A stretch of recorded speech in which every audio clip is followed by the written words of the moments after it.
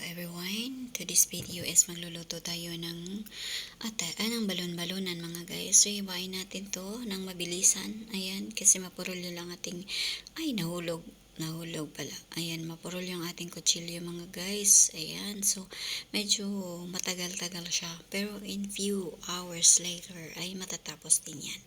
So ayan, antayin lang natin na matapos siya guys para ayan, magluluto na tayo.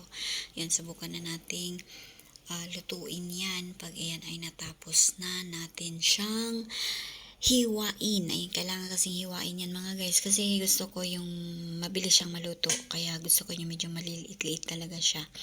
So ayan mga guys, ang aking to this video ngayon yung pagluluto ko ng balon-balonan na adobo. Ayan, adobo kayo dyan. Ayan, so ayan na nga pala, tapos na, finished product na natin yan sa paghihiwa. Ayan, pero hindi pa tapos yan, hindi pa luto yan eh. Ayan, may suka nga pala tayo guys, and then lalagyan ko pala yan ng suka para ayan ay mawala ang lansa niya. Ayan, kasi malangsa kasi siya, kaya yan ang pinag-uugas ko mga guys, nilagyan ko ng suka, pero of course binabanlawan ko din yun ng tubig. Ayan, so lang muna natin, lamasin muna natin ng lamasin yan para talagang mawala yung kanyang lansa. Ayan, so ayan mga guys, at tapos pagkatapos niyan lalagyan natin yan ng tubig para ating pakukuluan, and para kumulo, para lumambot. Ayan, hindi ko kasi yan dinidiretso ng gisa. Ayan, so lagyan ko pala yan ng asin. Ayan, at tapos isasalang na natin sa apoy. Ayan, so antayin natin siyang kumulo. Ayan, so habang naman ako'y nag-aantay na kumulo, tayo po ay maghiwa ng ricado. Ayan, ng sibuyas, ng bawang. Ayan lang, yan lang po pala ang aking hinihiwa mga guys, kasi wala naman pong iba na laman sa kusina. Kaya yan na lang po ang ating pagtsatsagaan. Ay mahalaga, ayun yung importante. So ayan, yun yung lagyan ko ng bawang. Tapos may sili nga pala ako, 2 peraso, para medyo maangang-angang naman ng konti.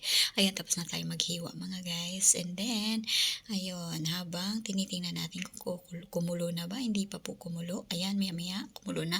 Ayan, sa wakas kumulo na din. So ating ibubukod yan. Hainin natin, ilagay muna natin siya sa lagayan. Ayun, tapos lagyan natin yung kaldero na pinaglutuan natin para tipid sa hugasin ng mantika. Ayan, so may mantika na tayo. Tapos ilalagay na rin natin yung ating ricado. Ayan, syempre una nating ilalagay yung bawang, of course, para feeling marunong tayong magluto mga guys, kasi madalas ko nakikita yan, bawang ang inuuna, tapos sibuyas. Ayan, ilalagay na rin natin yung sibuyas mga guys, sinalo-halo, at sinali ko na rin pala yung sili. Ayan, yung sili nga pala sinali ko na lang din para iisang halo-halo lang. Ayan, and then syempre ilalagay na natin din ang ating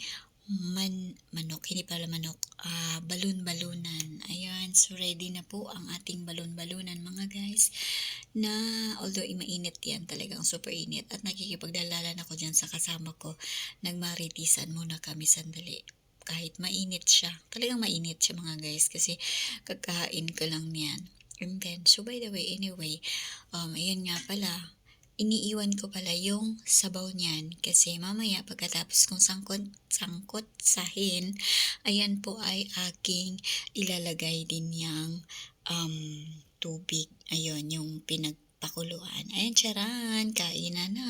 Ayan, ito yung pinaka-paborito kong gagawin, yung kainan na. At saka meron pala akong salata, pipino, at saka